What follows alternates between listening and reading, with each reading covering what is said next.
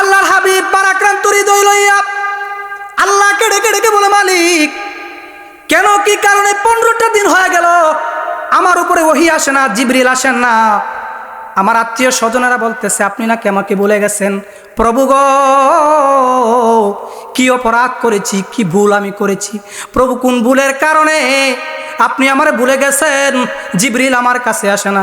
প্রভু গো, আমার নিজের লোকেরা, আমার আপন চাষি, আমার আপন চাষা মানুষের বাড়ি বাড়ি গিয়ে বলে, মুহাম্মদ নিজে যেই আল্লাহর দাওয়াত দিত, ওই আল্লাহ মুহাম্মদরে ভুলে গেছে, তোমরা আর কেউ মুহাম্মদের কাছে যাইবা না।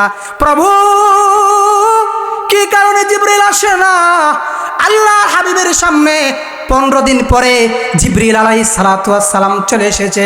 আল্লাহর হাবিব জিবরাইলকে ডাক দিয়ে বলে, জিবরাইল রে, কেন রে 15 দিন যাবত আসো নাই? আরে জিবরাইল, কি অপরাধের কারণে আল্লাহ তাআলা আমার কাছে তোমাকে আসতে দেয় নাই? কি অপরাধ করেছি? ও জিবরাইল বলো। জিবরিল আলাইহিস সালাতু ওয়াস সালাম বলেন, ও আল্লাহর পয়গম্বর, আমি তো আসতে চাই, আসমানের মালিক আল্লাহ আমার আসতে দেয় না। সম্মানিত হাজরিন, আল্লাহর হাবিব মুহাম্মাদুর রাসূলুল্লাহ সাল্লাল্লাহু আলাইহি ওয়াসাল্লাম 40 বছর বয়সে নবুয়ত প্রাপ্ত হয়েছেন। রাসূলুল্লাহ সাল্লাল্লাহু আলাইহি ওয়াসাল্লামের উপরে যখন আল্লাহ কোরআন নাজিল করেন, তখন কোরআন যখন আল্লাহর হাবিবের কাছে ওহী আসে, আল্লাহর হাবিব হেরা পর্বতে ধ্যানে মগ্ন ছিলেন। জিবরিল আলাইহিস সালাতু ওয়াস সালাম আল্লাহর হাবিবের সামনে আসছেন। আল্লাহ কোরআন নাজিল করতে চান তার হাবিবের উপরে। আল্লাহ কোরআন নাজিল করলেন আয়াত। আল্লাহ পাক বলেন, জিবরিল আলাইহিস সালাতু ওয়াস সালামকে আল্লাহ তাআলা সূরা আলাকের 5টা আয়াত দিয়া জিবরিল আলাইহিস সালাতু ওয়াস সালামকে পাঠায় দিচ্ছেন। সম্মানিত ভাইরা আমার, সূরা আলাকের আয়াতসমূহ যখন রাসূলুল্লাহর উপরে নাজিল হয়, আল্লাহর হাবিব কিন্তু কারো কাছ থেকে আউটভাবে শিক্ষা গ্রহণ করেন নাই। মক্কার কাফের মুশরিকেরা যখন কোরআন নাজিল হইছে, তখন মক্কার মুশরিক কাফেররা বলতো, মুহাম্মদ এই কবিতা, কোরআন শরীফ আপনি দেখেন, কোরআনের কিন্তু আপনার কবিতার মতন কি সুন্দর। ওয়াশ-শামসি ওয়া দুহাহা ওয়াল কমারি ইযা তালাহা ওয়ান নাহারি ইযা জাল্লাহা। এই যে হা হা মিল আছে না, কবিতার মতো একটা মিল। আল্লাহর হাবিব যখন কাফের মুশরিকদের সামনে তেলাওয়াত করত, তখন ওরা বলতো যে মুহাম্মদ কি কবিতা শোনায়, আর শোনা মাত্র মানুষ কালমা পড়ে মুসলমান হয়ে যায়, এটা তো বন্ধ করা লাগবে। এই যে নিজে নিজে বানায়া তেলাওয়াত করে মানুষের কাছে, মুহাম্মদ সাল্লাল্লাহু আলাইহি সাল্লাম আল্লাহর কোরআন তেলাওয়াত করে, আর তারা বলে এটা বানায়া বানায়া তেলাওয়াত করে আর করিয়া আমাদের বাপ দাদার ধর্ম থেকে তাদেরকে মুসলমান বানায়া দেয়। এজন্য আল্লাহ তাআলা রাসূলুল্লাহকে আউট কোনো শিক্ষা দেন নাই। আমার মূল বিষয়বস্তু, আল্লাহর হাবিবের সামনে যখন ওহী নিয়ে জিবরাইল আলাইহিস সালাতু আসলেন, সূরা আলাকের 5টা আয়াত আল্লাহর হাবিবের সামনে এসে বললেন, ইকরা, নবী আপনি পড়েন। তখন রাসূলুল্লাহকে জিবরিল এভাবে বুকে চাপ দিয়া ধরলেন। রসুল বলেন, আমাকে জিবরাইল এমনভাবে চাপ দিয়া ধরছেন, মনে হয় আমার পাজরের হাড়গুলো চুরমার হয়ে যাচ্ছে। জিবরিল আমাকে একটা চাপ দিয়ে বলল, ইকরা, পড়েন। তখন আল্লাহর হাবিব বলে, মা আনা বিকারিন, আমি পড়তে জানি না। এইভাবে আবারও যখন রাসূলুল্লাহকে জিবরিল চাপ দিয়া বলেন, ইকরা, পড়েন, তখনও তিনি বললেন, মা আনা বিকারিন, আমি পড়তে জানি না। তৃতীয়বারের বেলায় যখন বললেন আমি পড়তে জানি না, চতুর্থবারের বেলায় জিবরিল আলাইহিস সালাতু ওয়াস সালাম বললেন, ইকরা বিসমি রাব্বিকাল্লাযী খালাক খালাকাল ইনসানা মিন আলাক ইকরা ওয়া রাব্বুকাল আকরাম আল্লাযী আল্লামা বিল কলম। এইভাবে 5টা আয়াত জিবরাইল যখন পাঠ করলেন আল্লাহর হাবিবের সামনে, তখন আল্লাহর হাবিব তেলাওয়াত করতে শুরু করে দিছেন, সাথে সাথে তেলাওয়াত আল্লাহর হাবিবের জবান থেকে বের হয়ে গেল। মুহাদ্দিসিনে কারাম হাদিসের ব্যাখ্যা করতে গিয়ে লিখেছেন, আল্লাহর হাবিব যদি প্রথমেই বলতেন যে আমি পড়তে জানি, রাসূলুল্লাহ কেন প্রথমবার বলেন নাই? বহু ব্যাখ্যা মুফাসসিরিনে কেরামগণ করেছেন। একটা ব্যাখ্যা হলো, আল্লাহর হাবিবের সামনে যখন জিবরিল বলছে যে আপনি পড়েন, তখন তিনি বলছেন আমি কার নামে পড়ব, কি পড়ব? কারণ পড়া তো কত পড়াই আছে, জাগতিক শিক্ষা আছে, ইসলামিক শিক্ষা আছে। এখন রসুল বলেন আমি কার নামে পড়ব, কি পড়ব, এটা তো আমি জানি না। আল্লাহ পাক তখন অংশ বিশেষ আয়াতে আল্লাহ পাক বলেন, ইকরা, নবী আপনি পড়েন, বিসমি রাব্বিকাল্লাযী খলাক, পড়েন আপনার ওই প্রভুর নামে যিনি আপনাকে সৃষ্টি করেছেন। অর্থাৎ আপনি আপনার স্রষ্টার নামে আপনি পড়ুন। এই দিকে আমার বিষয় না, আমি যে তেলাওয়াত করেছি সূরা দোহা, এর শানে নুজুল বুঝাবো আমি আপনাদেরকে, ভূমিকা আমি কথাগুলি বলতেছি। আল্লাহর হাবিব বলেন, রাসূলুল্লাহ যখন 40 বছর বয়সে উপনীত হলেন, আল্লাহ ওহী নাজিল করছেন। ভাই, একটা মানুষের 40 বছর যখন পূর্ণ হয় তখন তার বয়সের একটা বার আসে তার মধ্যে, এর আগে একটা বার আসে না। শিক্ষিত হোক, মাঝে মধ্যে এমন কাজ করবে, বুকামির কাজ করবে, কারণ 40 বছর পূর্ণ না হইলে তার মধ্যে একটা পরিপূর্ণ জ্ঞানের বয়সের একটা যে ভার বার্তিত্ব, এটা আসে না। আল্লাহর হাবিবের উপরে 40 বছর বয়সে আল্লাহ তাআলা কোরআন নাজিল করলেন। তার মানে আল্লাহ রাব্বুল আলামিন তার হাবিবকে পূর্ণ বয়সে উপনীত করেছেন, যাহাতে করে রসুলের মধ্যে একটা বয়সের প্রভাব পড়ে যায়। সম্মানিত হাজরিন, আমি যে আয়াতে কারিমা তেলাওয়াত করেছি, তেলাওয়াত করা আয়াতের শানে নুজুল হলো, রসুলুল্লাহর উপরে আল্লাহ আয়াত নাজিল করেন, একের পর এক, একের পর এক আয়াত নাজিল করতে লাগলেন। কিন্তু আল্লাহর হাবিবের উপরে যখন আয়াত নাজিল হয়, একটা আয়াত নাজিল হয়েছে, ওয়ানজির আশিরাতাকাল আকরাবিন।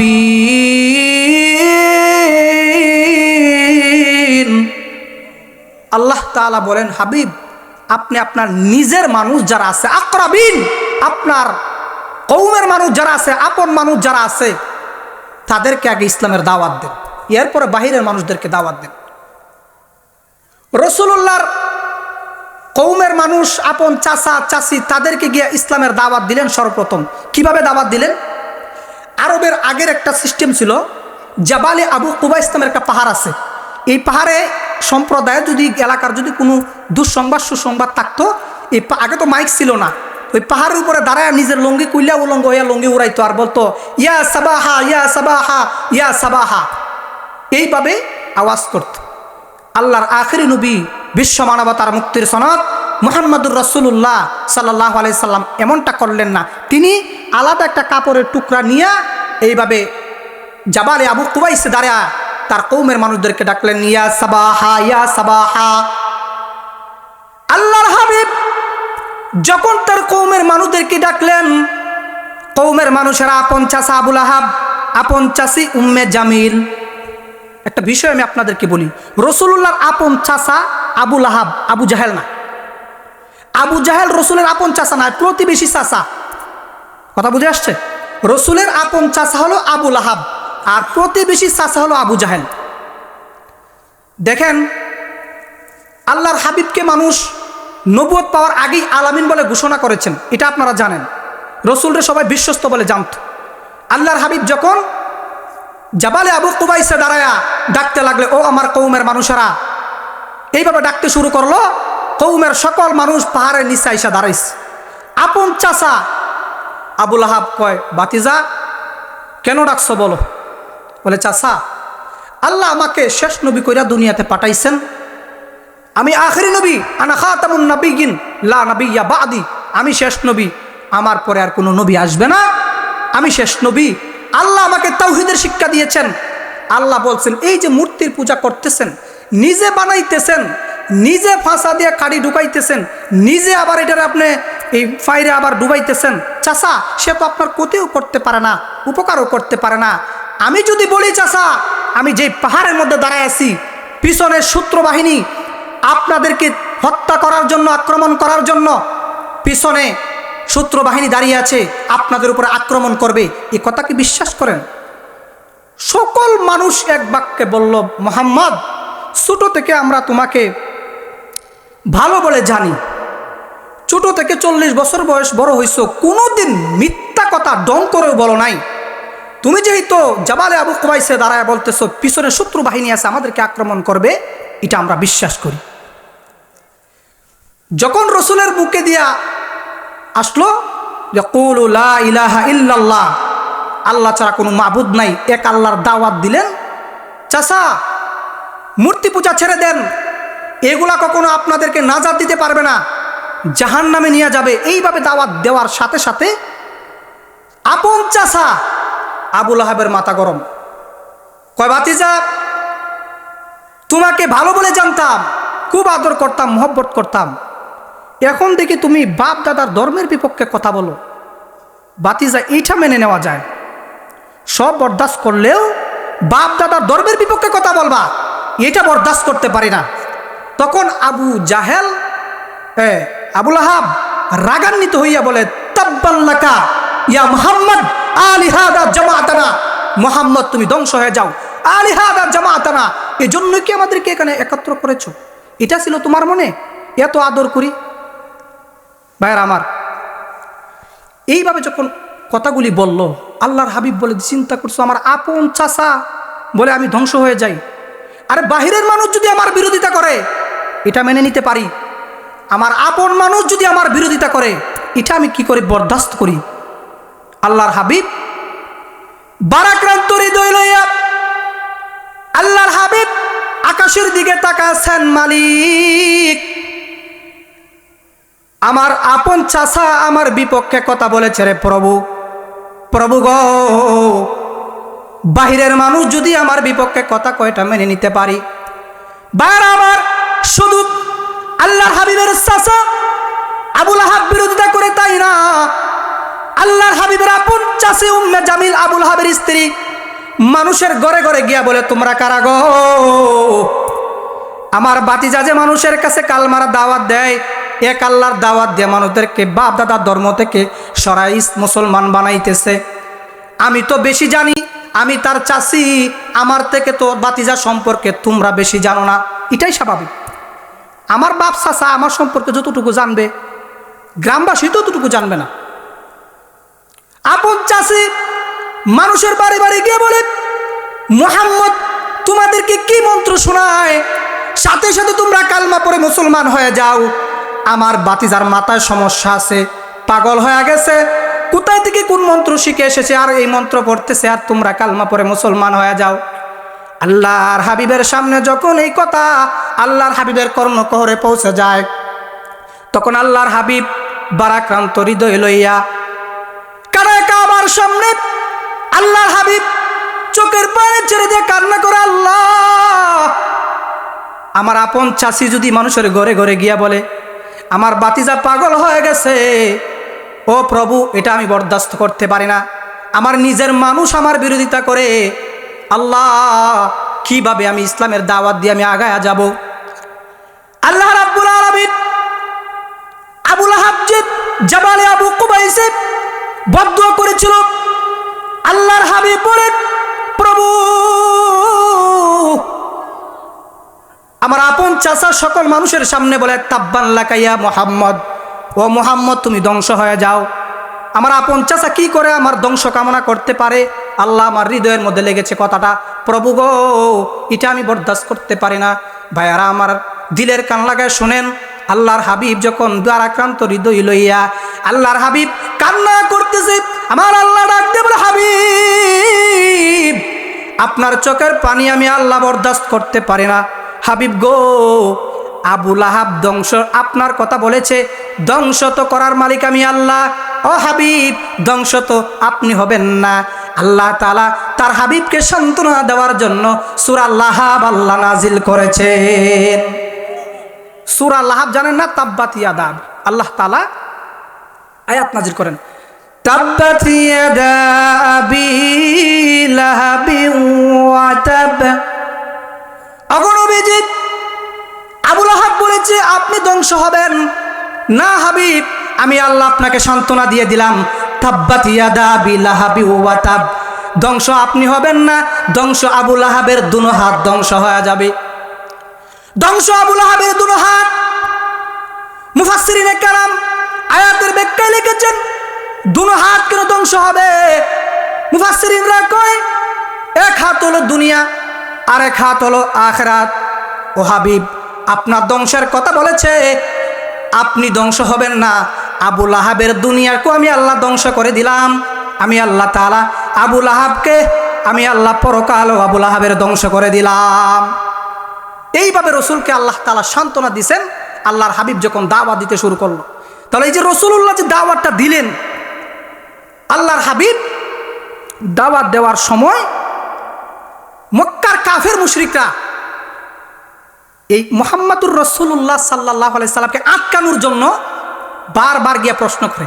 ভাই দেখবেন কিছু মানুষ আছে, আমরা তো ইমামতি করি, বিভিন্ন জায়গায় যাই, মানুষ অজুর কয় ফরজ এটা জানে না, আয়সা কইব আসিয়ার মার নাম কি ইমাম সাহেব, ফেরাউনের মার নাম কি, তোর এটা জানা দরকার কি, ফেরাউনের মার নাম কি, তুই তো মুত্যা ফানি লবি কি তরিকা লবি এটি জানোস না, তুই ইমাম সাহেব কেন কি আটকানো চিন্তা করস। একজনের যোগ্যতা আল্লাহ কম বেশি দিছেন, তোমার প্রশ্ন হলো আমি কিভাবে নামাজটা সহিভাবে পড়তে পারবো, সূরা ফাতিহাটা হুজুর আমাকে শিখান, অজুর কয় ফরজ সেটা আমাকে শিখান। তুমি বাউল গানও শুনো, আসিয়ার মার নাম, বাউল গানও শুনে না ইমাম সাহেবরে ডিস্টার্ব করো, বেয়াদব। এই এরা মক্কার কাফের মুশরিকরা রাসূলুল্লাহকে আটকানোর জন্য বারবার গিয়া আপনার প্রশ্ন করে। বিগত 16 বছর আপনারা দেখেছেন টকশো চিনেন, টকশো টিভির মধ্যে একজন আলেমরে বসায় রাখে, রাইকা 10-12 জন নাস্তিক বৈশা বিভিন্ন আকারে প্রশ্ন করে। কিছুদিন আগে একটা নাস্তিককে আল্লামা ডক্টর এনায়েতুল্লাহ আব্বাসী লঙ্গি কুইল্লা ছাড়িয়ে দিচ্ছে অনলাইনে, প্রশ্ন করতে আছে হুজুর রাস আছে। আমি একটা জিনিস দেখছি, আমি যখন অনলাইনে টকশোগুলো দেখি, আল্লামা শাকাউত হোসেন রাজি দামাত বারাকাতুহুম উনি ওনারা বসায় দিয়া আরও 3টা নাস্তিককে বসাইত। তখন আমি চিন্তা করলাম একটা আলেম 4টা মানুষই একটা আলেমরে প্রশ্ন করতেছে, বিষয়টা তো কেমন লাগলো। ওরা জানে আলেমের ভেতরে আল্লাহর কোরআনের ইলম রয়েছে, তার সাথে আমরা নাস্তিকরা একা বসে পারবো না, এটা সম্ভব না।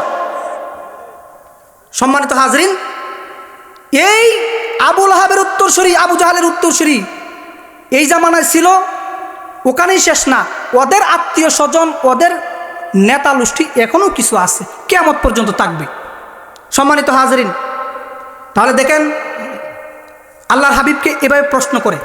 একদিন মক্কার কাফের মুশরিকরা বলল, দেখো এই মুহাম্মদ যত প্রশ্ন করি কোনো প্রশ্ন আটকাইতে পারি না, কিভাবে আটকানো যায় একটু চিন্তা করো তো। মক্কার বড় বড় মুশরিক, বড় বড় শিক্ষিত, ওরা বলল যে আমরা মক্কায় থাকি, মক্কায় তো আর কোরআনের ইলমওয়ালা লোক নাই, মুহাম্মদের সাথে কোনোভাবে আটকানোর কোনো সুযোগ নাই, কারণ কাফেররাও জানতো তার ভিতরে আল্লাহর ইলমে ওহী রয়েছে, তারে আটকানো সম্ভব না। তখন তাদের মধ্যে একজন বলল যে আবু জাহেল, উতবা সাহেব, সবাই বড় বড় কাফেরদেরকে বলল, ঠিক আছে মুহাম্মদের যেই পরিমাণ মানুষকে ইসলামের দাওয়াত দিচ্ছে তার এই কিছু বন্ধ করার জন্য মদিনায় যাইতে হবে, ওখানে তাওরাতের আলেম আছে, তাদেরকে আইনা প্রশ্ন করলে মুহাম্মদ আটকে যাবে আর কোনোদিন ইসলামের দাওয়াত দিবে না। প্রায় 450 কিলোমিটার দূরে, 450 কিলোমিটার দূর মক্কা থেকে মদিনা, এই মক্কার মুশরিক কাফেররা ওখানে গেছে, গিয়া তাওরাতের আলেম আছে বড় বড়, তাওরাতের আলেমদেরকে বলল যে আমরা এই অনেক দূর থেকে আপনাদের কাছে এসেছি। বলে কেন? বলে আমাদেরই কৌমের, আমাদেরই বাতিজা মুহাম্মদ নামের একটা ছেলে, সে এইভাবে আপনার দ্বীনের দাওয়াত দিচ্ছে, এক আল্লাহর দাওয়াত দিচ্ছে। এক আল্লাহকে পৃথিবী চালাইতে পারে? একজনে বৃষ্টি দিব, আর একজনে ফসল দিব, আর একজনে এই কানা কাওয়াইব, মানে শতাধিক কুদা লাগবে, একজনেই অত বড় পৃথিবী কিভাবে চালায়? এটা যুক্তি ধরে না। আল্লাহ পাক বলেন যে লাউ কানা আলিহাতুন ইল্লাল্লাহু লাফাসাদাতা, আল্লাহ বলেন এক আল্লাহ ছাড়া যদি একাধিক কুদা হইতো পৃথিবী ধ্বংস হয়ে যেত। কেন? এক আল্লাহ কইতো আজকে মেঘ হবে, আরেক আল্লাহ বলতো না আজকে রোদ উঠবে, এক আল্লাহ বলতো ফসল এই বছর হবে না, আরে খুদাই কইতো এই বছর ফসল হবে, দুই খুদায় মারামারি লাইগা পৃথিবী ধ্বংস হয়ে যাইতো। এজন্য আল্লাহ পাক বলেন একাধিক আল্লাহ হইলে পৃথিবী আর পৃথিবী থাকতো না, ধ্বংস হয়ে যাইত। তো মক্কার মুশরিক কাফেররা যখন তাওরাতের আলেমদের কাছে গেল মদিনায়, তখন তাওরাতের আলেমরা তাওরাত কিতাব লইয়া কইতেছে, আচ্ছা আমি তাওরাত রসুলুল্লাহ পৃথিবীতে আসার আগে তাওরাতে আল্লাহর হাবিবের পুরা চেহারার আকৃতি, কোন বংশের হবে, কার ঘরের হবে, সব কিছু আল্লাহ তাআলা তাওরাতের কিতাবের মধ্যে আল্লাহ উল্লেখ করেছেন। তো ওরা জানে শেষ জামানার নবী আসবে, আল্লাহর আখরি নবী আসবে। তাওরাত উল্টায় কইতেছে, আচ্ছা আমরা কিছু বলবো। তাওরাতের আলেম যারা মদিনার, তারা বলতেছে যে আমি কিছু মানে তার আকার আকৃতি, তার বংশের কিছু বলবো, এগুলো যদি মিলে যায় দেখো মিলে কিনা, সে আসলে সত্য নবী না ভণ্ড নবী। তখন বলতেছে বাবার নাম মোহাম্মদ, বলে হ্যাঁ। ছেলের নাম বাবার নাম আবদুল্লাহ, বলে হ্যাঁ বাবার নাম আবদুল্লাহ, ছেলের নাম মোহাম্মদ। চেহারার আকৃতি কি এরকম এরকম, মানে এত সুন্দর, যা কিছু আছে রসুলের সব কিছু তারা বলতেছে। কাফের মুশরিকেরা কয় এত দূর থেকে আসলাম আর দেখি সব কিছু আমরা বলার আগে তারা বলে দিতেছে, ব্যাপার কি? যারে দিয়ে ভূত সারাবো তারে নাকি আবার ভূতে ধরে। তখন বলতেছে ঠিক আছে, পার দিত তারা তাওরাতের আলেম। তখন তারা শেষ এই কাফেররা বলতেছে, দেখেন এত দূর থেকে আইছি, যদি আপনি একটা সমাধান না দেন, মুহাম্মদ যেই হারে মানুষকে দাওয়াত দিচ্ছে, এ বাপ দাদার ধর্ম তো গাছে উড়াই দিব। তখন বলছে আচ্ছা ঠিক আছে, 3টা প্রশ্ন করবা মুহাম্মদের কাছে। কয়টা প্রশ্ন? 3টা প্রশ্ন। 3টা প্রশ্ন করবা, যদি 3টা প্রশ্নের জবাব সঠিকভাবে দিতে পারে, বিনা প্রশ্নে কালমা পড়ে মুসলমান হয়ে যাবে। সম্মানিত হাজরিন, আর এমন 3টা প্রশ্ন পৃথিবীতে কেউ দিতে পারবে না। ইয়াসআলুনাকা আনির রূহ, একটা প্রশ্ন। ইয়াসআলুনাকা আন যুল কারনাইন, 2টা প্রশ্ন। ইয়াসআলুনাকা আনিল কাহাফ, 3টা প্রশ্ন। একটা হলো তাওরাতের আলেমরা বলে দিছে যে মক্কায় যাইবা, যা মুহাম্মদের ডাকবা, গিয়া বলবা মুহাম্মদ 3টা প্রশ্ন তোমার কাছে করতেছি, 3টা প্রশ্নের জবাব তোমার দিতে হবে, নয়তো আর বাপ দাদার ধর্মের বিপক্ষে কোনো কথা বলার দুঃসাহস তুমি করবা না। তখন এরা এই 3টা প্রশ্ন, একটা প্রশ্ন হলো ইয়াসআলুনাকা আনির রূহ, আত্মা কাকে বলে, রূহ কাকে বলে, একটা প্রশ্ন। 2 নম্বর প্রশ্ন হলো ইয়াসআলুনাকা আন যিল কারনাইন, तमाम পৃথিবী শাসন করেছেন একজন বাদশাহ যুলকারনাইন, যিনি মাশরিক থেকে মাগরিব ভ্রমণ করেছেন, এমন একজন বাদশাহ। বা এখান থেকে একটা সূক্ষ্ম বিষয়, শাসন আর শোষণ। শাসন হয় ইনসাফের বিচারের মাধ্যমে, ন্যায় বিচারের মাধ্যমে, আর শোষণ হয় নিরীহ মানুষের উপরে জুলুম অত্যাচার করার মাধ্যমে। তাহলে বাদশাহ যুলকারনাইন শাসন করেছেন, একটা বিষয় আমি আপনাদেরকে না বললেই নয়, তামাম পৃথিবীটাকে শাসন করেছেন 2 জন, শোষণ করেছেন 2 জন। একজন হলো মুসলমানদের মধ্যে যারা শাসন করেছেন, একজন হলো এই যে প্রশ্ন করেছে বাদশাহ যুলকারনাইন, তিনি তামাম পৃথিবী শাসন করেছেন। আরেকজন হলো বাদশাহ সুলাইমান আলাইহিস সালাতু ওয়াস সালাম, তামাম পৃথিবী শাসন করেছেন। আরেকজন যারা শোষণ করেছেন, একজন হলো বুখতে নাসার, আরেকজন হলো আপনার এই মুহূর্তে মনে নাই, যাই হোক এই শাসন যে তারা করেছেন, এর মধ্যে একজন ব্যক্তি এই বাদশাহ যুলকারনাইন। তাহলে 2টা প্রশ্ন, একটা হলো রূহ কাকে বলে, আরেকটা হলো যে তামাম পৃথিবী যে শাসন করেছেন বাদশাহ যুলকারনাইন, তার ব্যাপারে তুমি কি জানো এটা বলবা। আর 3 নম্বর প্রশ্ন হলো আসহাবে কাহফের মধ্যে 7টা যুবক ছিল, যারা নিজে নিজে এক আল্লাহর প্রতি কালমা পড়ে ঈমান আনছেন। এদিকে অনেক লম্বা আলোচনা, যাওয়ার সময় নাই। দেখেন এই 7টা যুবক যে তারা আল্লাহর প্রতি ঈমান আনছে, এই 7টা যুবকের ব্যাপারে আপনার কি বক্তব্য? এই 3টা প্রশ্ন তুমি করবা, যদি এই 3টা প্রশ্নের উত্তর দিতে পারে, সাথে সাথে কালমা পড়ে মুসলমান হয়ে যাবা। ভাইরা আমার, তখন এই 3টা প্রশ্ন লইয়া কাফের মুশরিকরা আসতে শুরু করলো মুহাম্মদের কাছে। আয়েশা বলতেছে, ভাতিজা 3টা প্রশ্ন করব তোমাকে। তখন তারা যে আসতেছে, রসুল মনে করছেন আমার কৌমের মানুষেরা কোনো সময় দায়িত্ব মানতে পারি না, তারা আসতেছে হৃদয়ে খুব আশা, হয়তো আমার আত্মীয় স্বজনরা কালমা পড়ে মুসলমান হয়ে যাবে। আশা নিয়ে রসুল সামনে আগাইছেন, চাচা কেন আসছেন? তখন বলতে লাগলো, ভাতিজা 3টা প্রশ্ন তোমাকে করব, যদি 3টা প্রশ্নের জবাব সঠিকভাবে দিতে পারো, আমরা সাথে সাথে সবাই কালমা পড়ে মুসলমান হয়ে যাব। সুবহানাল্লাহ। বাইরা আমার, প্রশ্ন 3টা প্রশ্ন। ভাতিজা ইয়াসআলুনাকা আনির রূহ, রূহ কাকে বলে বলো। এরপরে বাদশাহ যুলকারনাইন সম্পর্কে তুমি কি জানো এটা বলো। আর আসহাবে কাহফের মধ্যে 7টা যুবক যেন আল্লাহর প্রতি ঈমান আনছিল, এই 7টা যুবক সম্পর্কে তোমার কি বক্তব্য এইগুলা বলো। তখন আল্লাহর হাবিব বলছেন, আচ্ছা ঠিক আছে যান, আগামীকালকে প্রশ্নের জবাব নিয়ে যায়েন। স্বাভাবিক পরের দিন আবার আসছে কাফের মুশরিকরা, আবার এসে করতে, ভাতিজা গতকালকে বলে গেছিলাম 3টা প্রশ্ন, আজকে আসছি, বলো আমাদের প্রশ্নের উত্তর কই। রসুল ভাবছেন যে ওরা চলে গেলে আল্লাহর পক্ষ থেকে জিবরাইল আসবে, প্রশ্নের উত্তর আল্লাহ দিয়ে দিবে, আমি তাদেরকে বলে দিব। দ্বিতীয় দিন আবার আসছে, আসার পরে বলতেছে, হ্যাঁ চাচা ঠিক আছে আগামীকালকে আইসেন, প্রশ্নটা আমার জানা নাই, উত্তর আগামীকালকে দিয়ে যান। এই দিনেও জিবরাইল আর আসে নাই, কাফেররা চলে গেছে। তৃতীয় দিন আবার আসছে, তৃতীয় দিনও রসুল বলছে, চাচা আগামীকালকে আইসেন। আবু লাহাবের মাথা গরম হয়ে গেছে, একটা 3টা প্রশ্ন করছি, শেষ নবী দাবি করে প্রশ্নের উত্তর দিতে পারে না। স্বাভাবিকভাবে ভাই দেখেন, একটা মানুষ, একটা আলেম ধরেন একজন ইমাম সাহেবের কাছে একটা প্রশ্ন নিয়ে গেছেন, উনার মাথায় যদি প্রশ্নটা না থাকে, এই যে মাসালাটা জানা না থাকে, তো উনি বলবে হুজুর আগামীকাল আইসেন। এইভাবে যদি 2-3 দিন ঘুরে, তাহলে মানুষ পাবলিক দোকানে যাবে, চা লইব, চাটা টান দিব, আর করবো এই কি একটা হুজুর রাখছো তোমরা, একটা প্রশ্ন করছি 3 দিন বড় ঘুরাইছে, একটা উত্তর হইতে কি হুজুর খালি খায় আর পেট মোড়া করে। এটা আমার চরিত্র, আপনাদেরকে বলছেন। আমি বলো কি হুজুর রাখছি, প্রশ্ন করলে উত্তর দিতে পারে না। ওরাও কাফের মুশরিকরা তখন 3 দিন পর্যন্ত ঘুরছে, তখন দোকানপাটে গিয়ে বলতে লাগলো, মোহাম্মদ কি নিজেকে নবী দাবি করে? 3টা প্রশ্ন করেছিলাম, 3টা প্রশ্নের উত্তর দিতে পারে নাই, সে আবার নবী দাবি করে। আপন চাষি উম্মে জামিল কাপড় পেছায়া মানুষের বাড়ি বাড়ি গিয়া এইভাবে মুহাম্মদ সাল্লাল্লাহু আলাইহি ওয়াসাল্লামের নামে বদনাম ছড়াইতেছে। এই সংবাদটা যখন আল্লাহর হাবিবের সামনে আসছে, আল্লাহর হাবিব মুহাম্মদ রাসূলুল্লাহ সাল্লাল্লাহু আলাইহি ওয়াসাল্লামের সামনে গিয়া আপন চাষি কয়, মোহাম্মদ তোমার কাছে না একটা শয়তান আইতো, এটা কি তোমারে ভুলে গেছে? তোমার আল্লাহ টাল্লাহ তোমারে ভুলে গেছে, মনে হয় সাটা তোমার আল্লাহ তোমারে ভুলে গেছে। রসুল মনে করছেন জিবরাইল আসলে তো প্রশ্ন জবাব দিতেই পারবো। এখন মক্কার কাফিররা বলতে লাগলো, হ্যাঁ মোহাম্মদ বেড়াগিরি কম করছো না, এখন তোমার আল্লাহ তোমারে ভুলে গেছে, আর বেড়াগিরি চলবে না, বাপ দাদার ধর্মের বিপক্ষে আর কথা বলতে পারবা না। সম্মানিত ভাইরা আমার, আল্লাহর হাবিব যখন এই কথাগুলি বলছে, আপন চাষি যখন বলছে, আল্লাহর হাবিব কান্না করতেছে, প্রভু কি কারণে আমার কাছে ওহী আসে না?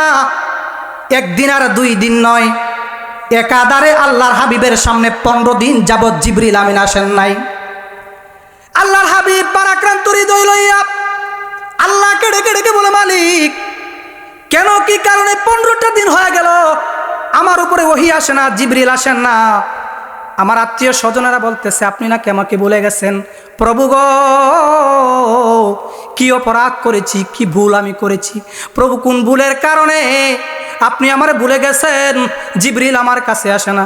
প্রভু গো, আমার নিজের লোকেরা, আমার আপন চাষি, আমার আপন চাষা মানুষের বাড়ি বাড়ি গিয়ে বলে, মুহাম্মদ নিজে যেই আল্লাহর দাওয়াত দিত, ওই আল্লাহ মুহাম্মদরে ভুলে গেছে, তোমরা আর কেউ মুহাম্মদের কাছে যাইবা না। প্রভু কি কারণে জিবরিল আসে না? আল্লাহ হাবিবের সামনে 15 দিন পরে জিবরিল আলাইহিস সালাতু ওয়াস সালাম চলে এসেছে। আল্লাহর হাবিব জিবরাইলকে ডাক দিয়ে বলে, জিবরাইল রে, কেন রে 15 দিন যাবত আসো নাই? আরে জিবরাইল, কি অপরাধের কারণে আল্লাহ তাআলা আমার কাছে তোমাকে আসতে দেয় নাই? কি অপরাধ করেছি? ও জিবরাইল বলো। জিবরিল আলাইহিস সালাতু ওয়াস সালাম বলেন, ও আল্লাহর পয়গম্বর, আমি তো আসতে চাই, আসমানের মালিক আল্লাহ আমার আসতে দেয় না। হাবিব, আল্লাহ তাআলা আপনার জন্য আজকে আমাকে পাঠিয়েছেন। রসুল তাকায় দেখতেছেন 70 জন ফেরেশতা জিবরিলের সাথে দাঁড়ানো। আল্লাহর হাবিব জিজ্ঞেস করলেন, ও জিবরিল, তোমার সাথে কারা? বলে এরা ফেরেশতা। বলে কেন এসেছে? বলে আল্লাহ তাআলা আজকে একটা সূরা দিয়া পাঠাইছেন আপনাকে সান্ত্বনা দেওয়ার জন্য। হাবিব, আপনার আত্মীয় স্বজন, আপনার আপন মানুষ বলতেছে আপনার রব আপনাকে ভুলে গেছে, আপনার রব আপনার প্রতি রাগ করেছে। আল্লাহ তাআলা সামান্য একটু কারণে আল্লাহ তাআলা 15 দিন যাবত আমাকে আসতে নিষেধ করেছে। রসুল গো, আপনার বারাক্রান্ত হৃদয়ে শান্তি দেওয়ার জন্য আল্লাহ তাআলা সূরা দুহা আল্লাহ নাজিল করেছেন। সুবহানাল্লাহ। এই সূরা আমি যেই সূরা তেলাওয়াত করেছি, সূরা দুহা, আমার তেলাওয়াত করা আয়াত তখন আল্লাহর হাবিবের উপরে আল্লাহ তাআলা নাজিল করেছেন। 15 দিন পর্যন্ত ওহী বন্ধ ছিল। তখন জিবরিলকে বলো, জিবরিল, ওহী যে বন্ধ ছিল, এই যে ওহীটা বন্ধ ছিল, কারণটা কি? জিবরিল আলাইহিস সালাতু ওয়াস সালাম ডাক দিলেন, আল্লাহর হাবিব, কাফের মুশরিকেরা যখন আপনার সামনে এসেছিল 3টা প্রশ্ন আপনাকে করেছে। ইয়াসআলুনাকা আনির রূহ, রূহ সম্পর্কে আপনাকে জিজ্ঞাসা করেছে। বাদশা জুলকারনাইন সম্পর্কে বুঝতে পারলাম ইনশাআল্লাহর গুরুত্ব অবশ্যই আছে, ঠিক কিনা? এজন্য ভবিষ্যতে যা করবেন, এটা ভাই আমার মুখের কথা না, আল্লাহর কোরআন, সরাসরি আল্লাহর কোরআন থেকে আলোচনা করছি। আল্লাহ তাআলা হাবিবের উপরে 15 দিন পর্যন্ত আল্লাহ ওহী বন্ধ রাখছেন শুধু ইনশাআল্লাহ বলার কারণে। আমরা যদি আগামীকালকে ঢাকা যাব, ইনশাআল্লাহ আগামীকালকে এই কাজটা করব, ইনশাআল্লাহ আগামীকালকে ওই কাজটা করব, ইনশাআল্লাহ। তবে সাবধান, আগামীকালকে চুরি করব, ইনশাআল্লাহ বলা যাবে না। আগামীকালকে এইবার ক্ষেতের আইল কাটবো, এখানে আবার ইনশাআল্লাহ বলে, কারণ আল্লাহ চায় না আরেকবার ক্ষেত কাটতেন। কথা বুঝে আসছে? এই জন্য যা কিছু করব ইনশাআল্লাহ বলবো। তো আমরা হাত তুলে আল্লাহকে দেখা দেয় ইনশাআল্লাহ, আমরা সবাই ইনশাআল্লাহ বলবো। এবার আসেন আমি আমার আয়াত, আলোচ্য আয়াতের ভিতরে ঢুকি। আল্লাহ কি বুঝায়, কিভাবে আল্লাহ সান্ত্বনা দিয়েছেন দেখেন। আল্লাহ বলেন, ওয়াদ-দুহা ওয়াল-লাইলি ইযা সাজা। আল্লাহ তাআলা 2টা বিষয়ের শপথ আল্লাহ করেছেন। 2 বিষয়ের কসম আল্লাহ আমার তেলাওয়াত করা আয়াতে আল্লাহ বলেছেন। যেমন ওয়াল আসরি, আল্লাহ সময়ের শপথ করেছেন, তার মানে সময়টা অনেক দামি। ওয়াল আসরি 2 নম্বর ব্যাখ্যা হলো আসরের নামাজের কসম। আল্লাহ আসরের নামাজের কসম করছেন কেন? আসরের নামাজের গুরুত্ব আছে। যেমন আসরের নামাজ যখন আপনি পড়েন, মানুষ তুমি ঘুমা যাও, এসি মশারি থাকে তোমার শরীরের উপরে, এসি মশারি দিয়া মশা ঢুকে যায়, তোমার কানের গুড়িতে গিয়া বেলা বাজায়, তোমার কানে দিয়া প্রবেশ করে না। আল্লাহ তাআলা বলেন, ও মানুষ, তোমার উপরে আমি আল্লাহ দৈনন্দিন ফেরেশতা নিযুক্ত করে রাখি। কারণ বান্দা তুমি যখন ঘুমায়া যাও, তোমার এসি মশারি দিয়া ছিদ্র দিয়া মশা ঢুকছে, বান্দারে তুমি যে ঘুমাইয়া গেছো, তোমার কানে দিয়া চাইলেও মশা ঢুকতে পারতো। আল্লাহ তাআলা বলেন, ফেরেশতারে, আমার এই বান্দা ঘুমাইছে, আশরাফুল মাখলুকাত, সাবধান, মশা যেন তার কানে দিয়া প্রবেশ না করে, পাহারা দিবা। দিনে একজন ফেরেশতা পাহারা দেয়, রাতে একজন ফেরেশতা পাহারা দেয়। ও মানুষ, দিনে ডিউটি করনেওয়ালা ফেরেশতা যখন আসরের নামাজ হয়ে যায়, দিনে ডিউটি করনেওয়ালা ফেরেশতা আসমানে চলে যায়, তোমাকে রাতে যে ফেরেশতা পাহারা দিবে, ওই রাতের ফেরেশতা দুনিয়া জমিনে পদার্পণ করে। কখন করে? আসরের নামাজের সময় দুনিয়া থেকে পদার্পণ করে। দিন আর রাতের পার্থক্য হলো আসরের নামাজ। আসরের নামাজ হলো দিনের শেষ, আবার রাত্রে শুরু। আল্লাহ তাআলা বলেন, আসরের নামাজের কসম কেন করছেন? আল্লাহ তাআলা আসরের নামাজের গুরুত্ব বুঝায়। মানুষ, আসরের নামাজ হলো এমন গুরুত্বপূর্ণ নামাজ, তুমি নামাজ থেকে বের হইছো, দিনের ডিউটি করনেওয়ালা ফেরেশতা আকাশে চলে যাবে, রাতের ডিউটি করনেওয়ালা ফেরেশতা দুনিয়ার জমিনে পদার্পণ করবে। এমন সময় দিনে ডিউটি করনেওয়ালা ফেরেশতাকে জিজ্ঞাসা করে, আর রাতে ডিউটি করনেওয়ালা ফেরেশতা জিজ্ঞাসা করে, রে বান্দা, এ ফেরেশতা ভাই বলো, এই লোকটা কেমন? বলে, এই লোকটারে ভালো জানি, মাত্র নামাজ থেকে বের হইছে। তখন দিনের ডিউটি করনেওয়ালা ফেরেশতা তোমার ব্যাপারে আসমানের রাতের ফেরেশতাকে বলে দিয়া যায়, ও আমার ভাই, সাথী ভাই, শোনো, লোকটা মাত্র নামাজ থেকে বের হয়েছে, লোকটা নামাজ থেকে মাত্র বের হয়েছে, আমি সাক্ষ্য দিলাম লোকটা ভালো মানুষ, আমি সাক্ষ্য দিলাম লোকটা নামাজি, তুমিও সাক্ষ্য দিও নামাজি। রাতে ডিউটি করনে ফেরেশতাও তখন আল্লাহর কাছে বলে, আল্লাহ তোমার এই লোকটা ভালো। তখন বোঝা গেল 2টা ফেরেশতা দৈনন্দিন আসরের নামাজ যদি আমি সময় মতো আদায় করি, মসজিদ থেকে যখন বের হব, ফেরেশতা আমার কাছ থেকে বিদায় নিবে, 2 ফেরেশতা আমি যে ভালো মানুষ, 2 ফেরেশতা সাক্ষ্য দিবে। ভাইরা আমার, আসরের নামাজের গুরুত্ব, কারণ তুমি আমি কাল কিয়ামতের ময়দানে যখন আল্লাহর আদালতে দাঁড়ায়া যাব, তখন এই ফেরেশতারা বলবেন, প্রভু গো, আপনার এই বান্দারা আমরা ডিউটি করেছি, জানি আমরা এই বান্দাটা ভালো, প্রভু গো, দয়া করে আপনার এই বান্দাকে নাজাত দিয়া জান্নাতের ফয়সালা করে দেন। কুওয়াতে কি না দারি বদমকুন বড় জুদে খদসতম বে হদমকুন হক না দারদ দুস্তে খালকা জারেরা নিস্তে ই খাস লতকে দিনদারেরা। এরে আল্লাহর গোলাম, তোমার ভিতরে কেন সময়ের গুরুত্ব নাই? সময়ের গুরুত্ব দিতে জানবা না। সময়টা তখন গুরুত্ব বুঝবে যখন সময় শেষ হয়ে যাবে, তখন গুরুত্ব বুঝলে আর কাজে আসবে না। বাইরে আমার আসুন, আমার আয়াতের ভিতরে ঢুকি। আল্লাহ পাক তার হাবিবকে সান্ত্বনা দেয়, দুইটা বিষয়ের শপথ করে আল্লাহ তার হাবিবকে সান্ত্বনা দেয়। আল্লাহ পাক বলেন ওয়াদ্দুহা,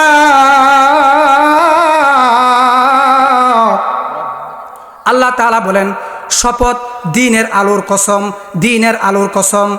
ওয়াল্লাইলি ইযা সাজা, রাতের অন্ধকারের কসম।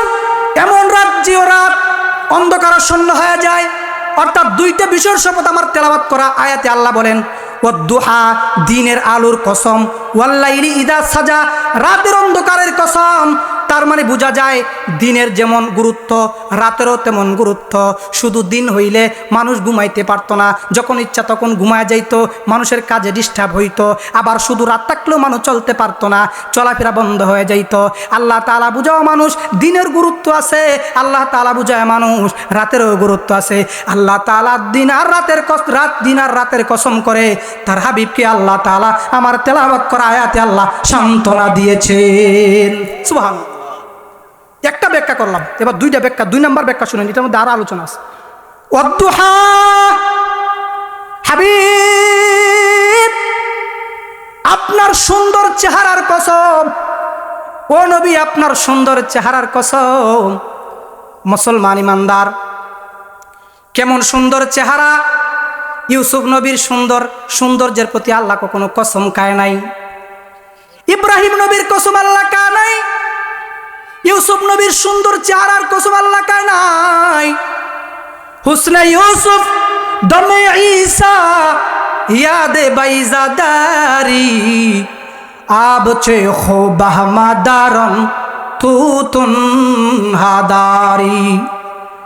আম্মা জান আয়েশা রাদিয়াল্লাহু আনহাকে জিজ্ঞেস করলেন, আম্মা জান, শুনেছি মিশরের নারীরা ইউসুফ নবীর সৌন্দর্য চেহারা দেখে ছুরি হাতে নিয়ে ফল হাতে দিছে, তারা ফলে হাত না লাগায়া ইউসুফ নবীর চেহারা দেখে তারা আঙ্গুল কেটে ফেলেছে। আম্মা জান, পয়গম্বরে আরবি সাল্লাল্লাহু আলাইহি সাল্লামকে যদি মিশরের নারীরা দেখতো তাহলে কি করত? আম্মা জান আয়েশা বলেন, ও সাহাবায়ে কেরাম শোনেন, আল্লাহর হাবিবের চেহারা যদি মিশরের নারীরা দেখতো, নিজের আঙ্গুলে ছুরি না লাগায়া, ফলের মধ্যে ছুরি না লাগায়া, তারা তাদের কলিজার ভিতরে ছুরি লাগায়া দিত। ইমামুল আউয়ালিন আল আখিরিন বহরে সদক রহমাতাল লিল আলামিন সাইয়্যিদুল কাউনাইন খাতুমুল মুরসালিন আখিরামদ বুদে ফখরুল আউয়ালিন। আল্লাহর হাবিবের চেহারা অনেক সুন্দর ছিল। আল্লাহ সৌন্দর্যের শপথ করতেছেন, সান্ত্বনা দিতেছেন। এরপরে দেখেন, এরপরে কি বলেন আল্লাহ? ওয়াল্লাইলি ইযা সাজা, আল্লাহ তাআলা বলেন, ও রাসূল আপনার কালো চুলের শপথ, আপনার কালো চুলের কসম করে বলি, আপনার কওমের মানুষেরা বলতেছে আপনাকে নাকি আল্লাহ ভুলে গেছেন, আপনার রব আপনাকে ভুলে গেছেন, আপনার প্রতি রাগ করেছেন।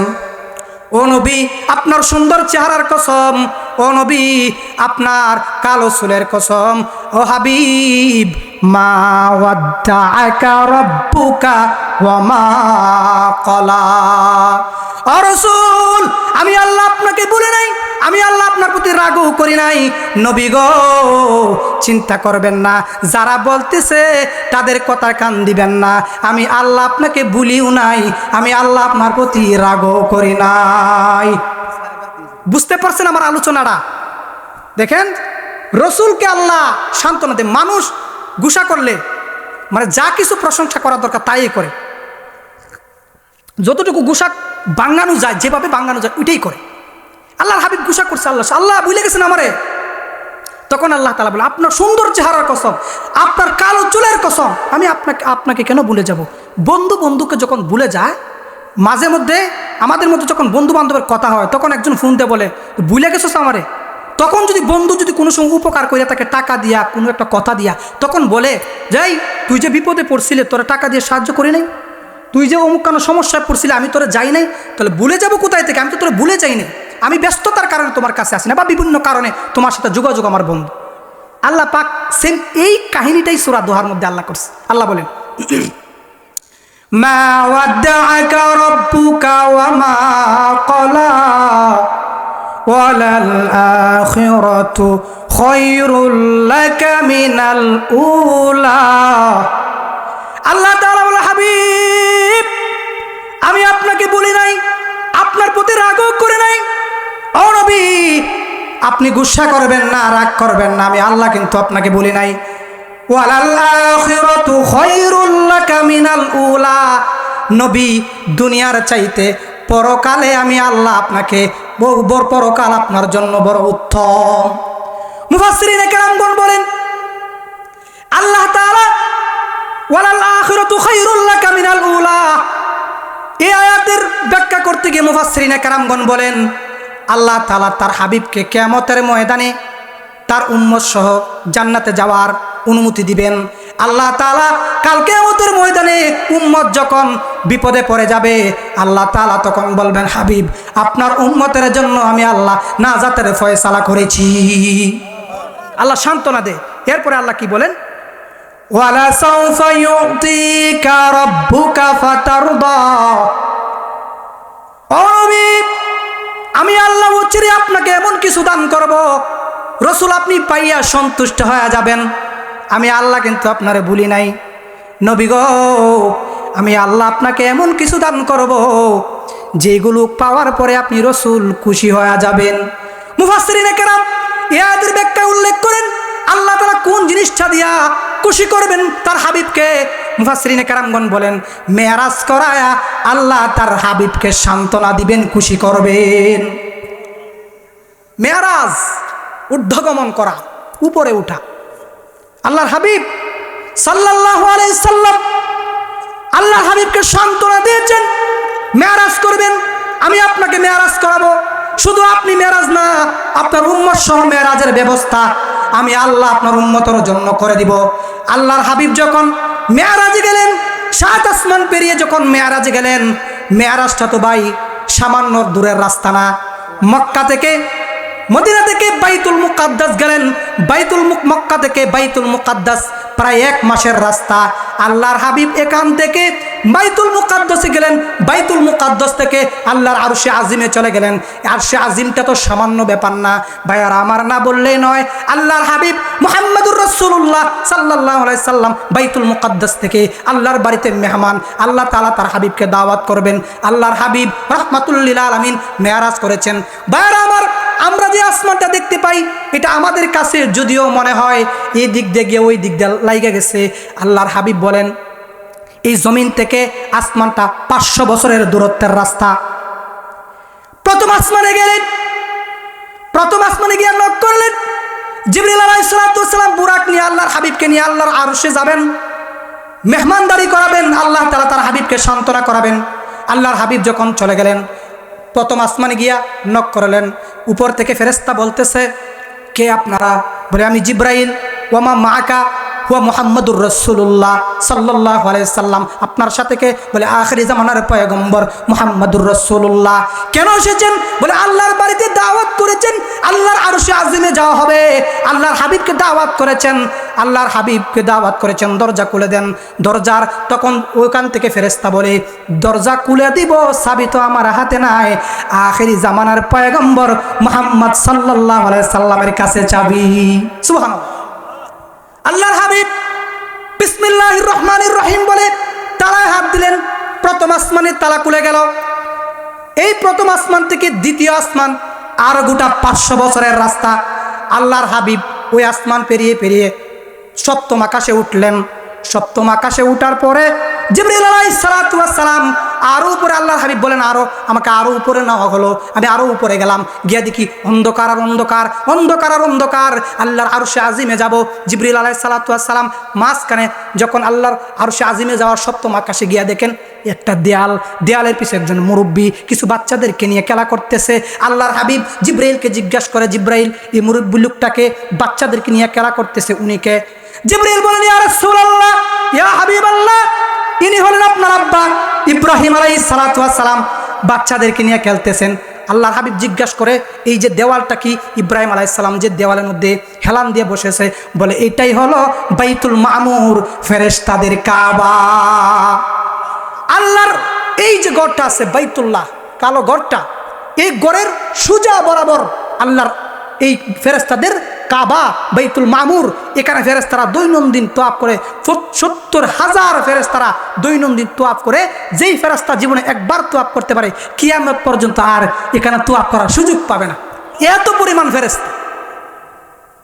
ভাইরা আমার, ৭ আসমান পেরিয়ে গেলেন। জিবরিল বললেন, নবী উপরে যাওয়ার অনুমতি আমার নেই, উপরে যাবেন আপনি, আল্লাহ আর একটা বাহন পাঠাইবেন। কি বাহন? বলে আল্লাহ তাআলা একটা রফ রফ সিঁড়ি পাঠাবেন, এই বাহন দিয়ে আপনি আল্লাহর আরশে যাবেন। আল্লাহর হাবিব বলেন, আমি আরো উপরে গেলাম, আরো উপরে গেলাম, গিয়ে দেখি পানি আর পানি, পানি আর পানি, অতুলনীয় পানি, পানির কোনো সীমানা নাই। হঠাৎ করে তাকায় দেখি আল্লাহর আরশে আজিম, আল্লাহর কুরসি চেয়ার, 4 জন মতান্তরে 8 জন ফেরেশতা আল্লাহর কুরসি চেয়ার নিয়ে পানির উপরে দাঁড়ায় আছে। আল্লাহ আল্লাহ क्या मुबारक नाम है, अल्लाह अल्लाह आशिकों का काम है, या इलाही मुझसे मुझको दूर कर, ताके देखो मुझ में तुझको एक नजर।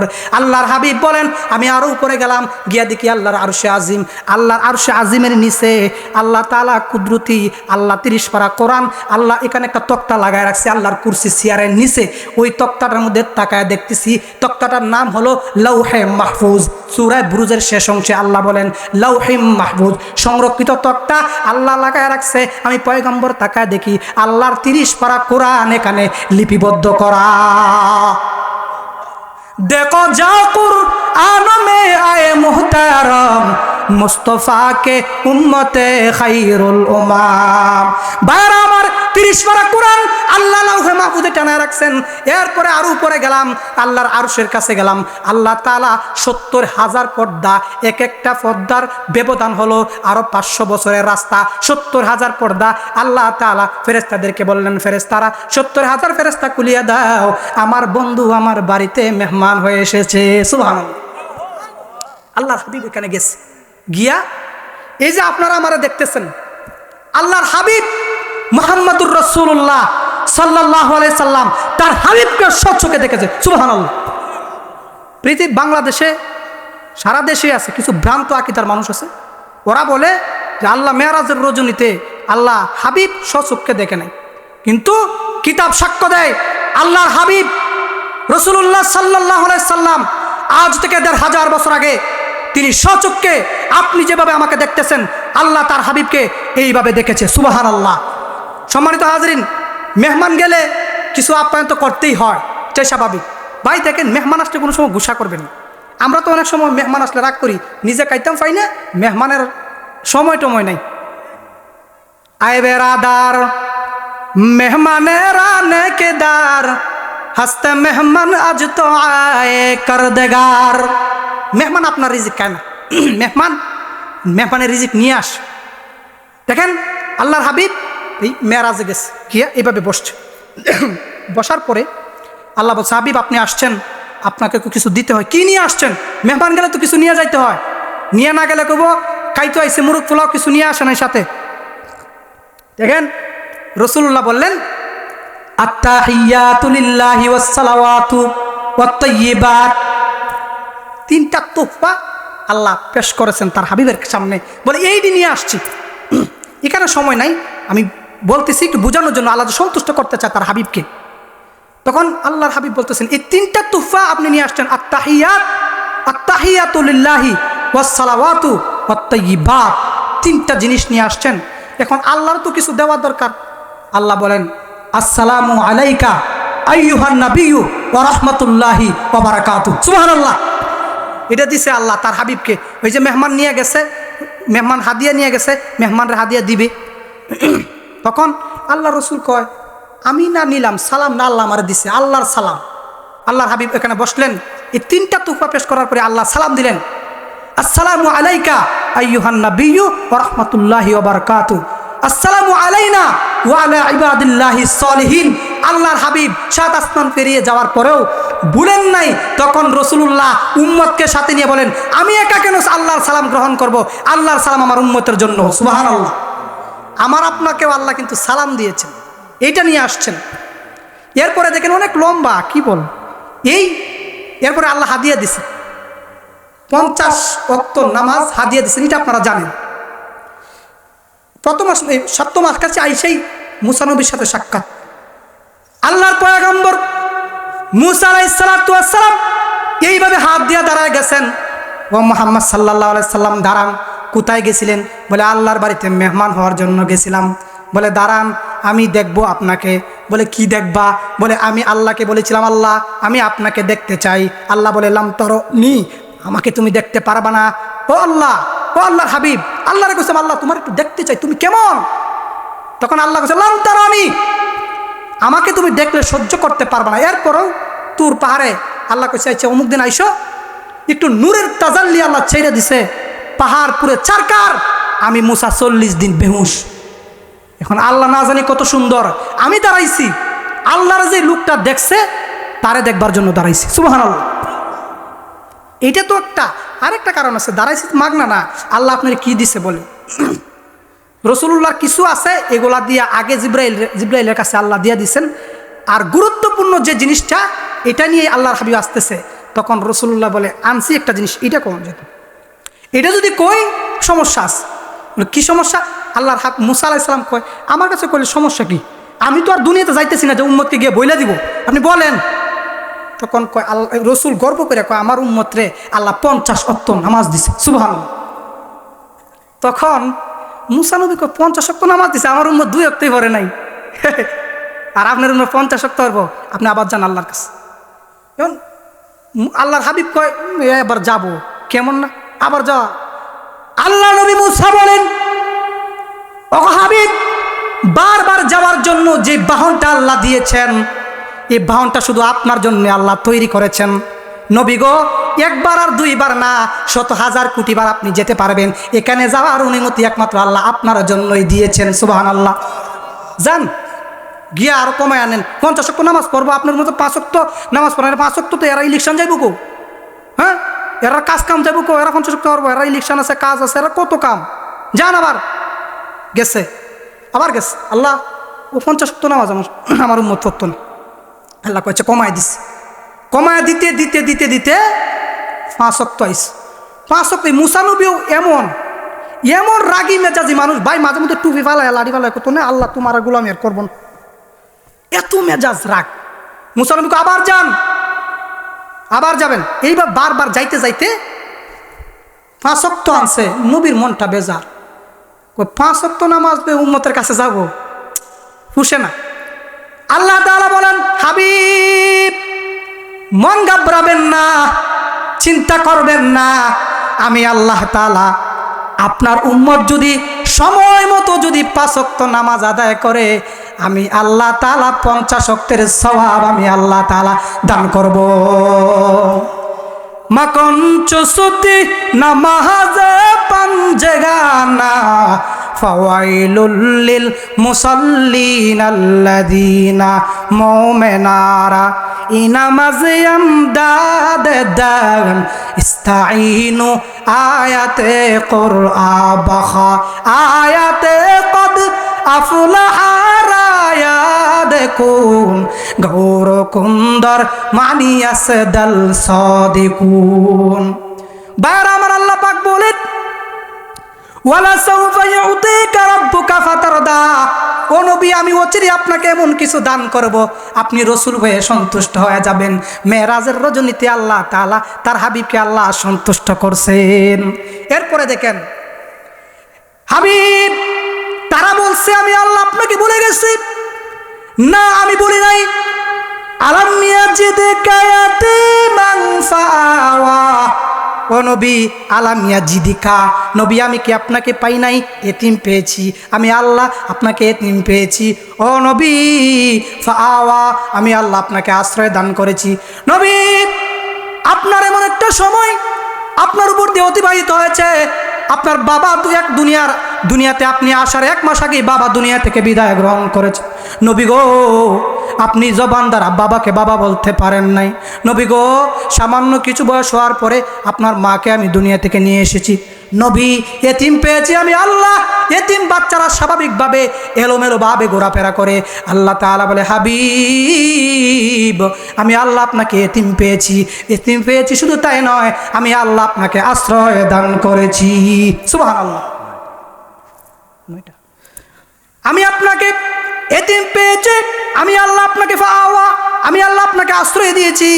ওগো হাবিব, কেন আমি আল্লাহ আপনাকে ভুলে যাব? আমি এগুলা কি করি নাই? এরপরে আল্লাহ বলেন, ওয়াজাদাকা দাল্লান ফাহাদা, ও নবী, এতিম বাচ্চারা স্বাভাবিকভাবে এলোমেলো থাকে, শিক্ষা গ্রহণ করতে পারে না, ভালো হয় না, বকাটে হয়। ও রাসূল, ওয়াজাদাকা দাল্লান, আমি আপনাকে পথ হারা পেয়েছি, পথ চিনতেন না, জানতেন না। এখানে দেখেন, দল্লুন শব্দের অর্থ পথভ্রষ্ট। স্থানকাল পাত্র বুঝে শব্দের মানা, শব্দের অর্থ পরিবর্তন হয়। এখানে কিন্তু দল্লুন না, এখানে আল্লাহ পথভ্রষ্ট না। আল্লাহর হাবিবকে আল্লাহ বলেন, আমি আপনাকে পথ হারা পেয়েছি, কারণ আপনি কিছু বুঝতেন না, জানতেন না। এমন একটা সময় আপনি দুনিয়াতে এসেছেন, জাহিলি যুগের দুনিয়ার মধ্যে জাহেলাতার বর্বর, তখন আমি আল্লাহ আপনাকে রাস্তা দেখায় দিয়েছি, আমি আল্লাহ আপনাকে শিক্ষা দীক্ষা দিয়েছি। ও রাসূল, কেন আমি আল্লাহ আপনাকে ভুলে যাব? আল্লাহ তাআলা এইভাবে তার হাবিবকে আল্লাহ সান্ত্বনা দেয়। এই তার আপন চাচা চাচির কথা। এবার দেখেন আল্লাহ কি বলেন, فَأَمَّا الْيَتِيمَ فَلَا تَقْهَرْ, ও নবী, আপনি তো ইয়েতিম ছিলেন। রাসূল, আপনি ইয়েতিম ছিলেন, আপনি ইয়েতিমকে দমক দিবেন না। নবী গো, ইয়েতিমের কষ্ট তো আপনি বুঝেন, ইয়েতিমের কষ্ট তো আপনি জানেন। ইয়েতিম যখন আপনার ঘরের দরজায় দাঁড়াবে, ইয়েতিমকে দমক দিবেন না। ভাইরা আমার, আমরা তো ইয়েতিমের মাল খাইতেও দ্বিধাবোধ করি না। কত মানুষ দেখা যায় ইয়েতিমের সম্পদ লুণ্ঠন করে। গত কিছুদিন আগে আমি কুমিল্লা একটা মাহফিলে গেছি, হুজুর বলছিলাম, মাহফিলে গেছি।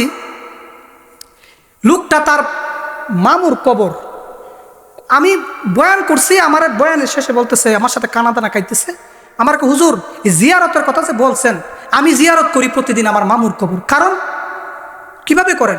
কয় যাওয়ার সময় বাড়িতে আসলে একবার বাইরে তৈরি যায় লাঠি দিয়া কবরের উপরে, আরেকবার যখন এইভাবে আসি কবরের উপরে বাইরে তৈরি যায়। কথাটা যদিও কষ্টকর। আমি জিজ্ঞেস করলাম, কেন আপনি এরকম করেন কেন? শিক্ষিত মানুষ, আপনি এরকম করেন কেন? তখন বলতেছে, হুজুর আমরা ছোট ছিলাম, আমরা 3 ভাই 1 বোন। আমার আব্বা দুনিয়া থেকে বিদায় গ্রহণ করেছে। আমার মামা প্রায় 5 কোটি টাকার সম্পদ আমার মামুর কাছে পাইতো। আমাকে নিয়ে আমার মা, এমনও সময় গেছে মানুষের বাড়ি রয়েছে, আমার মা মানুষের বাসায় কাজ করছে, কইরা আমাদেরকে প্রতিষ্ঠিত করছে। আমার মা বিনা চিকিৎসা মারা গেছে।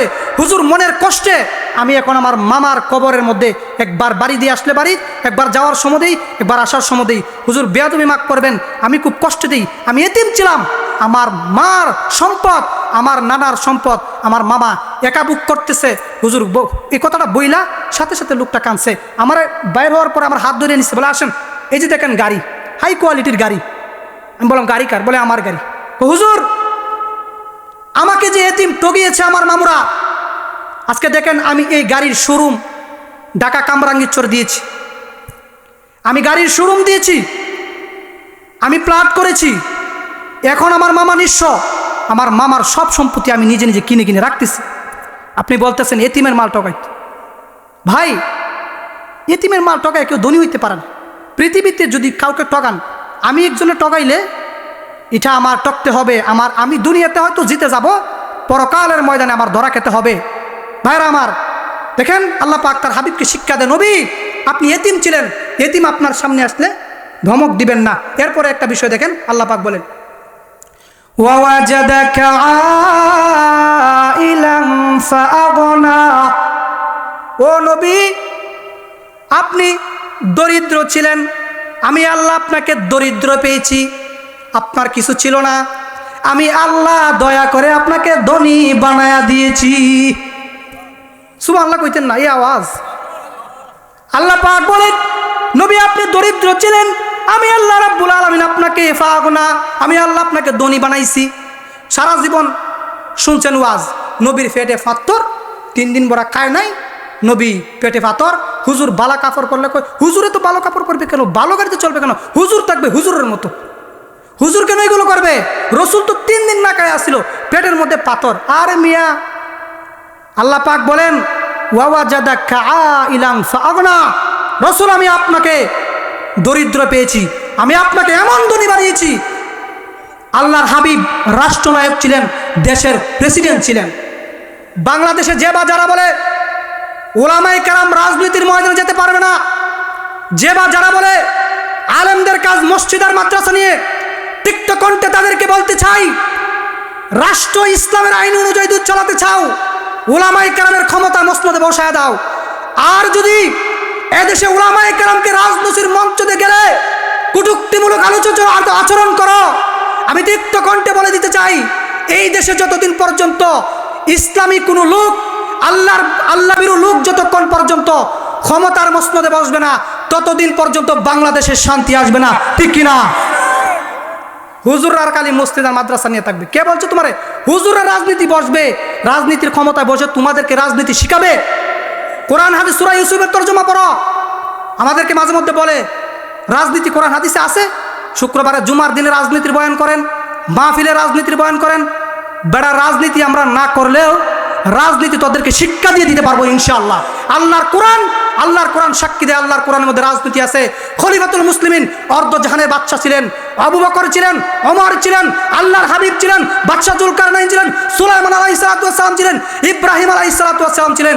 আমাদের উত্তরসূরিরা রাষ্ট্র পরিচালনা করেছে। এজন্য উলামায়ে কেরাম, নাইবে রাসূল, আল্লাহর দ্বীনের তাওহীদ একত্ববাদ বাংলাদেশে কায়েম করার জন্য উলামায়ে কেরাম ছাড়া বিকল্প কোনো রাস্তা নাই। সম্মানিত হাজরিন, আল্লাহ পাক বলেন নবী আপনি দরিদ্র ছিলেন, আমি আল্লাহ আপনাকে রাষ্ট্র পরিচালনা করার দায়িত্ব দিয়েছি, আমি আল্লাহ আপনাকে ধনী বানাইছি। এরপরে আসেন আল্লাহ পাক বলেন ওয়াম্মাস সাইলা ফালা তানহার। আল্লাহ পাক বলেন ওগো নবীজি আপনার ঘরের দরজার সামনে যখন ভিক্ষুক এসে আল্লাহ কারিম আমাকে কিছু দাও, ভিক্ষুক যখন সওয়াল করে দমক দিবেন না, ভিক্ষুককে সামান্য কিছু থাকলে দিয়া দিবেন। যদি সে না যায়, সূক্ষ্ম একটা মাসালা আমি আপনাদেরকে বলে যাই, ভিক্ষুককে দমক দেওয়ার ব্যাপারে আল্লাহ নিষেধ করেছেন ওয়া আম্মাস সাইলা ফালা তানহার। রাসূল গো আপনার সামনে যখন ভিক্ষুক আপনার ঘরের দরজায় আসবে, দমক দিয়া তাড়ায়া দিবেন না। রবি গো এই লোকটাকে আপনি তাড়ায়া দিবেন না, দমক দিবেন না। একটা মাসালা বলে দিই ফাঁক দিয়ে, ফকির যদি ঘরের সামনে আসে, দমক দেওয়া আল্লাহ নিষেধ করেছেন। মাসালা হলো কখন আপনি তাকে দমক দিবেন, যখন দেখতেছেন আপনার কাছে নাই, সামর্থ্য নাই, দেওয়ার মতো কিছু নাই, এরপরও জেদ ধরে বসে দিবে, না দিলে যাব না। কিছু ফকির আছে 5 টাকা দিলে নিতে চায়, নাই 5 টাকার কোনো জিনিস আছে? এরকম কিছু কাজটা যদি আসে আর ঘরের দরজা যদি বৈশা থাকে, না যায়, জেদ করে, তাফসিরে উসমানির মধ্যে আসছে, তখন আপনি তাকে ধমক দিতে পারবেন, ধমক দিয়ে তাড়ায় দিতে পারবেন। এটা হলো তখন যখন আপনার সামর্থ্য না থাকে, এরপর জেদ ধরা দিতে হবে। আইসি কি মাগ না, মাফ করবাম, যদি মাফ করেন তখন মাফ করে আল্লাহ তো লয়ে আইসি বেটা, এইভাবে যদি বলে তখন ধমক দিবেন সুন্দর করে। গরিব মানুষ তো ধমক দিয়ে তাড়ায় দিবেন। এই যে দেখেন এই বিষয়গুলা দিয়া তার হাবিবকে আল্লাহ সান্ত্বনা দেয়। এত কিছু দেওয়ার পর আপনি বলতেছেন আমি আল্লাহ আপনাকে ভুলে গেছি, না আমি আল্লাহ বলি নাই। এরপরে বলতেছেন যে নিয়ামতগুলি আল্লাহ হাবিবকে আল্লাহ দান করছেন, সান্ত্বনা দিতেছেন আল্লাহ। দেওয়ার পরে আল্লাহ বলেন ওয়া আম্মা বিনিআমাতি রাব্বিকা ফাহাদ্দিস। এই যে নিয়ামতগুলি আমি আল্লাহ দান করেছি, তুমি নিয়ামতের শুকরিয়া আদায় করো। তার মানে বোঝা গেল সূরাতুদ দোহা থেকে আমরা জানতে পারলাম আল্লাহ রাব্বুল আলামিন বলেন, দেখো মানুষ, আল্লাহর হাবিব 15 দিন পর্যন্ত আল্লাহর হাবিবের উপরে ওহী বন্ধ ছিল। একটা প্রশ্ন রয়ে গেছে, না বললেই নয়। 15 দিন ওহী যে বন্ধ ছিল, এখন শেষ নবী, আখেরি নবী মুহাম্মদুর রাসূলুল্লাহ সাল্লাল্লাহু আলাইহি সাল্লাম কি কইরা ইনশাআল্লাহ ভুলে যা? উনি নবী, উনি কি করে ইনশাআল্লাহ ভুলে যা? এটা প্রশ্ন সবার মাথায় আছে। ইনশাআল্লাহ নবী কিভাবে ভুলে যা? আল্লাহ পাক বলেন, আমি আল্লাহ রাব্বুল আলামিন আমার হাবিবকে ইনশাআল্লাহ বলাটা আমি আল্লাহ ভুলাইয়া দিছি। কারণ ইনশাআল্লাহর যে গুরুত্ব আছে এটা আমি তার উম্মতকে শিক্ষা দেওয়ার জন্য ভুলাইয়া দিছি। কারণ ইনশাআল্লাহর গুরুত্ব তো উম্মতে বুঝবে না, এজন্য আমি আল্লাহ রাব্বুল আলামিন ইনশাআল্লাহ আমার হাবিবকে বুলায়া 15 দিন পর্যন্ত আমি আল্লাহ ওহী বন্ধ রাখলাম। ওহী বন্ধ রাখার আরেকটা কারণ হলো আল্লাহর হাবিবের উপর যখন ওহী নাজিল হইতো এত পরিমাণ কষ্ট হইতো, এটা বলার বাহিরে অনেক কষ্ট হইতো। আল্লাহ তাআলা 15 দিন পর্যন্ত ওহী বন্ধ রাখিয়া তার হাবিবকে তিনি রেস্ট দিতে চান। সুবহানাল্লাহ। তার মানে বোঝা গেল আমরা ইনশাআল্লাহ বলবো। এখানে যে আলোচনাগুলি করলাম, গরিব সায়েল যখন আমার কাছে আসবে তখন আমরা ধমক দিব না, এতিমকে আমরা কি করব না, আঘাত করব না, এতিমের সাথে কঠোর হব না। এরপরে আল্লাহ তাআলা যে আমাদেরকে শিক্ষা দিতে চায়, মানুষ নিয়ামত যে পাইছো, আল্লাহ তার হাবিবকে বলে যে নিয়ামতগুলি দিছি শুকরিয়া আদায় করেন। দেখেন ভাই, এখানে একটা মানুষও মার পেটের ভিতরে আপনারা দরখাস্ত করেন না, আল্লাহ আমার চেহারাটাকে দৈল্যা বানায়ো, কালা বানায়ো না, আমারে তুমি সুটাম দেহের অধিকারী করে পাঠায়ো। কেউ কিন্তু দরখাস্ত করে নাই। আল্লাহ পাক বলেন, হাল আতা আলাল ইনসান হাল আতা আলাল ইনসানি হিনুম মিনাদ দাহরি লাম ইয়াকুন শাইআম মাযকুরা। হে মানুষ, তোমাদের উপর কি এমন একটা সময় অতিবাহিত হয় না তুমি উল্লেখযোগ্য কিছুই ছিল না? আমি আশরাফ আলীকে কেউ চিনত না, আপনি আব্দুল্লাহকে কেউ চিনত না, আপনি আল্লাহর গোলামকে কেউ চিনত না, আপনি ছিলেন এক নাপাক পানি, আপনার মাও আপনাকে চিনত না, আপনার বাবা আপনাকে চিনত না। মায়ের গর্ভের ভিতরে এক ফোঁটা নাপাক পানির মাধ্যমে যখন মায়ের গর্ভের ভিতরে যখন এইরকম বড় একটা গোস্তের টুকরা হয়, সূরা হজ্জের ভিতরে আছে, আল্লাহ তাআলার কাছে তখন মায়ের গর্ভের ভিতরে ফেরেশতা আল্লাহকে বলে, আল্লাহ মাই বাচ্চাটাকে কিভাবে বানাবো? বলে বাচ্চাটাকে তুমি হাত বানাও। আল্লাহ আগে ফেরেশতারা জিজ্ঞেস করে, আল্লাহ এরকে দুনিয়াতে পাঠাইবেন নাকি পাঠাইবেন না? তখন যদি আল্লাহ তাআলা বলে এরে আমি দুনিয়াতে পাঠাবো না, তখন বলে ফেরেশতাকে বলে ওরে দুনিয়া থেকে পাঠাবো না, এরে নষ্ট করে দাও। ফেরেশতা কুদরতি হাত দিয়ে এরকম ভাবে ফেরেশতা তার হাত দিয়ে লাড়া দেয়, সাথে সাথে গর্ভ নষ্ট হয়ে যায়। এই জন্য দেখবেন মাঝে মধ্যে গর্ভ নষ্ট হয়ে যায়, রক্তপাতের সাথে নষ্ট হয়ে যায়, আল্লাহ পাঠাতে চায় না। এরপরে আল্লাহ পাক বলেন, মানুষ ফেরেশতা যখন তোমার হাত বানায়, ফেরেশতা তোমার যখন পা বানায়, আমাকে বলে আল্লাহ হাতটা কি আঙ্গুলটা কি বাঁকা দিব না সুন্দর কইরা বানাবো? আল্লাহ তার পাটা কি আমি বাঁকা কইরা বানাবো নাকি সোজা কইরা বানাবো? আল্লাহ পাক কেটে কেটে বলে, আল্লাহ চোখগুলি কি করে বানাবো, সুন্দর করে বানাবো নাকি জন্মন্ধ দিয়ে দুনিয়াতে পাঠাবো? আল্লাহ তাআলা তখন বলে, ও ফেরেশতারা রে, আমার বান্দাটাকে তুমি দুনিয়াতে এই আকৃতিতে পাঠায়া দাও। তার মানে বোঝা গেল আপনি আমি বিনা দরখাস্তে আল্লাহ তাআলা এত সুন্দর চেহারা, এত সুঠাম দেহের অধিকারী আল্লাহ করেছেন। এই জন্য সদা সর্বদা আমার দেহের শুকরিয়া করা দরকার। তা কিয়ামত গর্ব গুয়াম জিকালাম সদকে আমত বহুজার দিনা তামাম শুকরে নিয়ামত নিয়ামত আদফুজু কুনাদ কুফরে নিয়ামত আজকা ফাতবি রুকুনাদ। সদা সর্বদা আল্লাহর প্রশংসা করা। আর আমি আপনাদেরকে আমার সূরা দোহা থেকে যেটা বোঝাতে চাই যে সদা সর্বদা ভবিষ্যতে কোনো কাজ করতে চাইলে আমরা ইনশাআল্লাহ বলবো, আমরা কেউ ইনশাআল্লাহ বলবো না, ভুলে যাব না। আল্লাহ তাআলা আমাদেরকে ইনশাআল্লাহ শেখানোর জন্য 15 দিন পর্যন্ত ওহী বন্ধ রাখা আল্লাহ গুরুত্ব বোঝাতে চায়। এজন্য কোটাবাটা যে কথাগুলি বললাম, ভুল ত্রুটি আমার পক্ষ থেকে, সহি কিছু থাকলে আল্লাহর পক্ষ থেকে।